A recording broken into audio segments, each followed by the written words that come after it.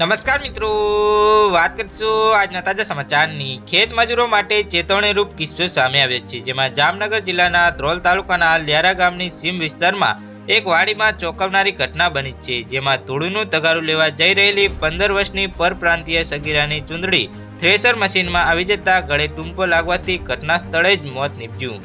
મળતી માહિતી પ્રમાણે મૂળ મધ્યપ્રદેશના વતની અને હાલ ધ્રોલ તાલુકાના લ્યારા ગામના ખેડૂત ભરતભાઈ માવજીભાઈ વડોદરિયાની વાડીમાં રહીને મજૂરી કામ કરતા બાનુભાઈ વસુનિયાની 15 વર્ષની પુત્રી અનિતા ધૂળનું તગાડું લેવા જઈ રહી હતી।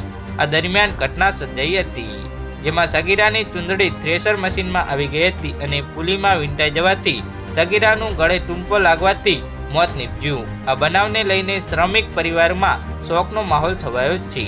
સમગ્ર ઘટનાને લઈને 108 જાણ કરવામાં આવી હતી, જેમાં 108ની ટીમ ઘટના સ્થળે પહોંચીને તપાસ કરી ત્યાં સુધીમાં સગીરાનું મોત નીપજ્યું।